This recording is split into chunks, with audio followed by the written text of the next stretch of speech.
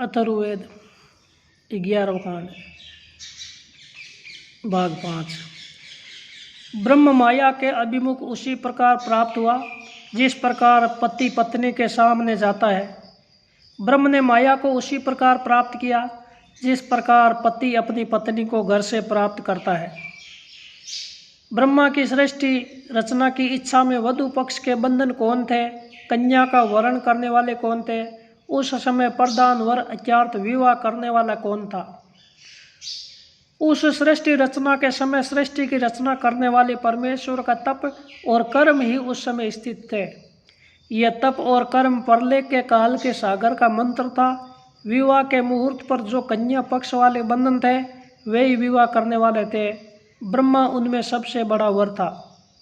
अग्नि आदि देवों की उत्पत्ति से पहले ही ज्ञानेंद्रियां और कर्मेंद्रियां उत्पन्न हुई। जो उपासक उन देवों को जान सकेगा वे प्रत्यक्ष ही ब्रह्मा का उपदेश करेगा।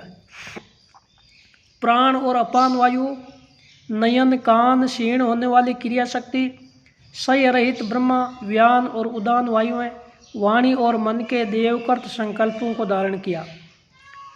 सृष्टि रचना के समय वसंत आदि ऋतुएं उत्पन्न नहीं हुई थी। दाता बृहस्पति, इंद्र, अग्नि तथा 2 अश्विनी कुमार भी उस समय उत्पन्न नहीं हुए थे। दाता आदि वे देव अपने जन्मदाता ब्रह्मा की उपासना कर रहे थे। प्रलय काल के महासागर में तप और कर्म ही थे। तप कर्म से उत्पन्न हुआ। वे दाता आदि सृष्टि के कारण बने हुए ब्रह्मा की उपासना कर रहे थे। सामने वर्तमान इस भूमि से पहले जो भूमि थी उसे तप के प्रभाव से शक्ति प्राप्त करने वाले ऋषि जानते थे।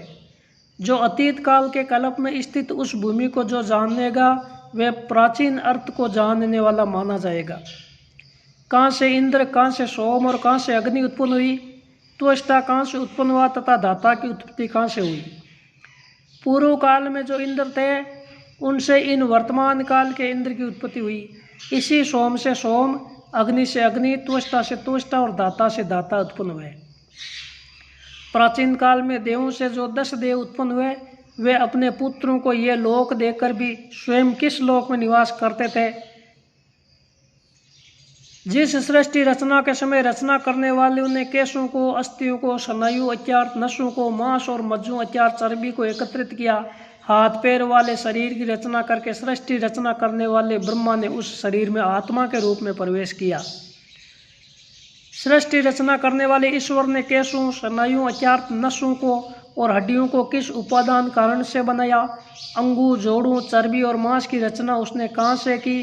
ज्ञानेंद्रियां, कर्मेंद्रियों एवं प्राण, अपान आदि के रूप में जिन साधनों को पहले बताया गया है उन्हें सृष्टि रचना करने वाले ब्रह्मा ने एकत्रित किया। उन साधनों से बने शरीर को रक्त, मज्जा आदि से गीला करके उन देवों ने मरण धर्म पुरुष का निर्माण करके आत्मा के रूप में उसमें प्रवेश किया। जंघों को, पैरों को, घुटनों को, शीश को, हाथों को और मुख को, पसलियों को किस ऋषि ने बनाया। शीश को, दोनों हाथों को, मुख को, जीभ को, गर्दन को, हड्डियों को एवं उस सारे शरीर को तौसा से ढककर इसके निर्माण करता देवता ने आपस में जोड़ दिया। इस प्रकार के शरीर का निर्माण करने वाले देवता सहित जो बढ़ा हुआ शरीर है वह इस समय जिस अंग के कारण सुंदर लगता है उस शरीर में किस नाम के देव ने उस रंग को बनाया है। सभी देवों ने समीप में शक्तिशाली होने की इच्छा की। परमेश्वर के साथ विवाह करने वाली माया ने देवों के द्वारा बनाए गए उस शरीर को जाना। जो माया सारे संसार का नियंत्रण करने वाली है उसने इस शरीर में रंग भरा है। उस शरीर में आत्मा के रूप में उसका निर्माण करने वाला ईश्वर ही स्थित है। उस निर्माण कार्य से भी श्रेष्ठ इस विचित्र संसार का निर्माण करने वाला जो देव है उसने निर्माण के समय पुरुष के शरीर, आंखों, कानों आदि के रूप में छेद किए। तब उस निर्माण देव ने उस पुरुष के शरीर को गर्भ बनाकर उसमें प्रवेश किया। नींद, आलस्य, पाप, देवता एवं ब्रह्मत्या आदि पाप ने इस शरीर में प्रवेश किया। वृद्धावस्था, नयन आदि का नष्ट होना, त्वचा का ढीला हो जाना आदि के अभिमानी देव ने शरीर में प्रवेश किया। चोरी, सूरा पीना आदि बुरे कर्म, इससे उत्पन्न पाप, सत्य भाषण, यज्ञ, महान यश, बल और शत्रुओं से संबंधित ओज ने इस शरीर में प्रवेश किया। समृद्धि, असमृद्धि, अत्यार्थ संपन्नता और दीनता, मित्र और शत्रु, भूख और प्यास, इन सब ने पुरुष के शरीर में प्रवेश किया। निंदा और प्रशंसा, हर्ष और शोक, धन की समृद्धि और इच्छा का अभाव, इन्होंने इस शरीर में प्रवेश किया। शास्त्र आदि में ज्ञान और अज्ञान ने अन्य उपयोग योग्य भावों ने ऋग्वेद, सामवेद और यजुर्वेद के मंत्रों के पश्चात ब्रह्म अर्थात ब्रह्मा के अंश आत्मा ने शरीर में प्रवेश किया। आनंद, मोद, प्रमोद, सामने वर्तमान अर्थात अभिमोद, हंसी, शब्द, रूप, स्पर्श आदि एवं नृत्य आदि ने इस शरीर में प्रवेश किया। सार्थक वचन, निरर्थक वचन, अभिलाषाओं में पूर्ण वचन, आयोजन, प्रयोजन और योजना, इन सब ने मनुष्यों के शरीर में प्रवेश किया।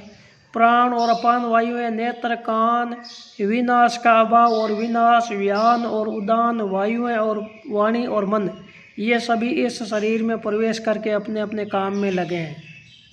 मन चाहे फल की प्रार्थनाएं, उत्कृष्ट प्रार्थनाएं, भलीभांति होने वाली प्रार्थनाएं तथा अनेक प्रकार की प्रार्थनाएं, मन, बुद्धि और अहंकार, सभी संकल्प, इन्होंने इस पुरुष शरीर में प्रवेश किया।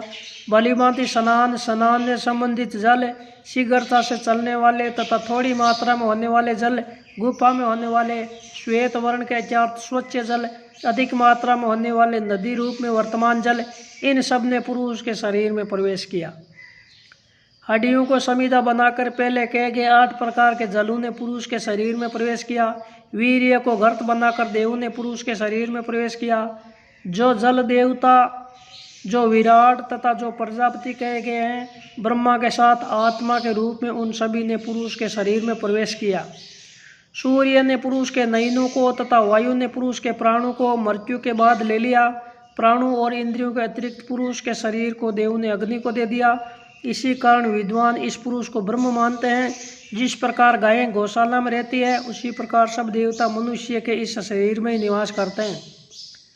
पुरुष के शरीर में प्रवेश करने वाला जीवात्मा इंद्रियों के द्वारा पुण्य और पाप रूपी कर्म पूरे करके मृत्यु के बाद स्वर्ग या नरक में स्थान प्राप्त करता है। पहले होने वाले स्थूल शरीर की मृत्यु के बाद वे जीवात्मा शरीर त्याग कर अनेक नियमों के अनुसार 3 प्रकार से जाता है। एक अर्थात पाप कर्म से नरक में जाता है, पुण्य कर्म से स्वर्ग में जाता है तथा पुण्य और पाप से मिले हुए दोनों प्रकार के कर्म से यहाँ सुख दुखों का अनुभव करता है।